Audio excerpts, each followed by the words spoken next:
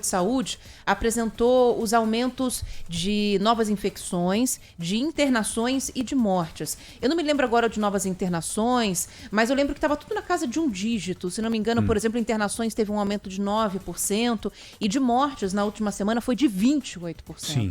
Assim, essa ponta final dos casos de Covid ainda está numa disparada muito grande. E é sobre isso que a Mayra vai falar, sobre como março, aqui em São Paulo, foi um mês absolutamente trágico de toda a pandemia. Você viu que 15 mil pessoas morreram no mês de março, pouco mais de 15 mil pessoas morreram somente no mês de março aqui em São Paulo. É gente demais. Infelizmente. 15 mil pessoas. Só para vocês terem uma ideia, a Ana deu esse número pra gente hoje de manhã lá na TV. No mês de junho, se não me engano, junho ou julho, no primeiro pico da pandemia, as mortes chegaram a 8 mil e pouco. Ou seja, metade praticamente disso que estamos vendo, que vimos agora em março. Só para vocês terem uma ideia do que representa essa nova fase da doença, essa nova doença, né?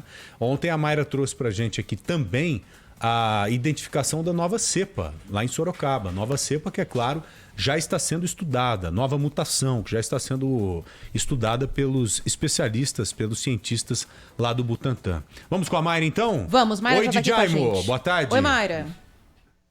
Boa tarde, Ana, Joel, boa tarde a todos. Bom, mais um dado que eu levantei para mostrar justamente a gravidade do problema que a gente está enfrentando. Então, no estado de São Paulo, o número de mortes em março aumentou 76% em relação a março de 2019, então antes da pandemia. Se a gente comparar com março de 2020, o aumento foi de 55%.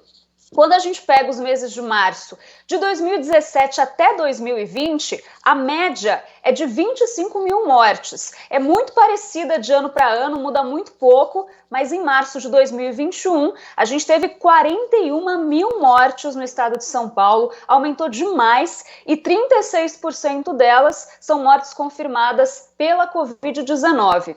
E claro que isso tem um reflexo aí nos sepultamentos, então o mês de março foi recorde na capital paulista no número de sepultamentos, com cerca de 10 mil. Estive hoje no cemitério ali, Vila Nova Cachoeirinha, onde não tem mais vagas, eles vão precisar exumar para poder liberar vagas para novos enterros, agora só estão enterrando crianças e também pessoas que já têm ali os jazigos.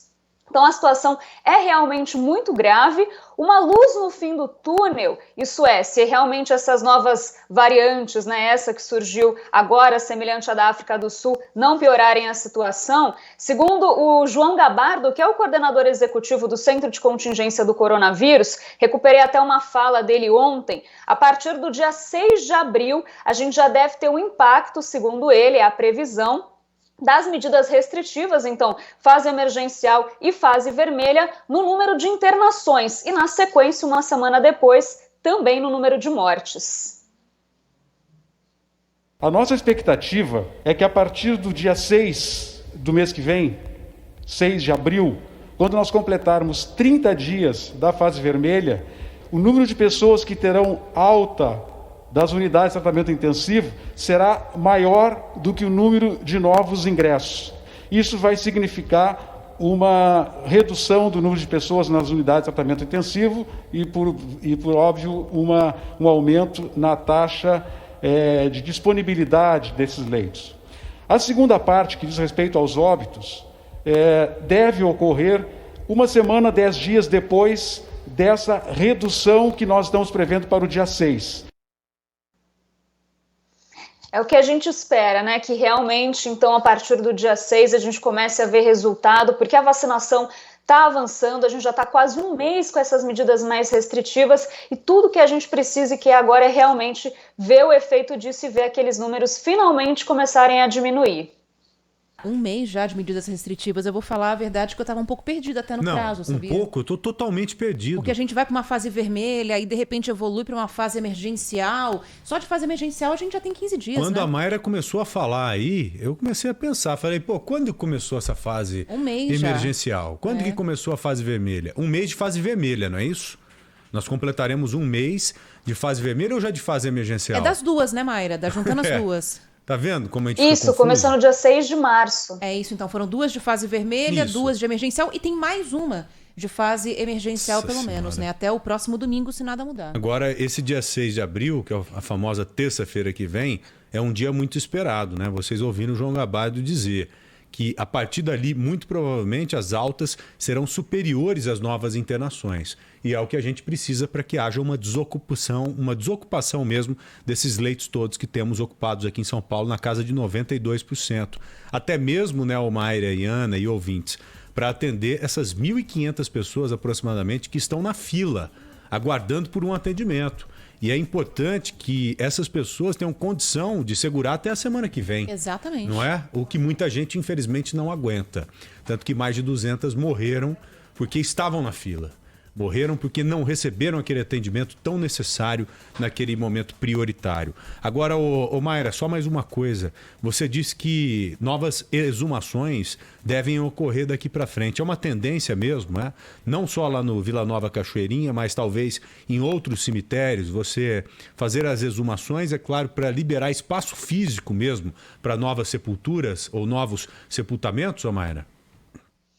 É sim, Joel. E olha, eu apurei com os funcionários lá do cemitério Vila Nova Cachoeirinha que o que acontece é que eles não podem fazer as exumações todas agora porque não tem o ossário, não tem onde guardar as ossadas depois. Por isso que esse processo é lento e justamente o cemitério está fechado, porque esse processo é realmente complicado porque não tem onde colocar. Mas é sim uma tendência, né? Até ontem vocês conversaram com o secretário das subprefeituras, o Alexandre Modonese, ele disse que tem um espaço grande no cemitério de Itaquera, com mais ou menos 3.000 vagas ali que pode ser utilizado, mas nos outros cemitérios realmente não há tanto espaço sobrando.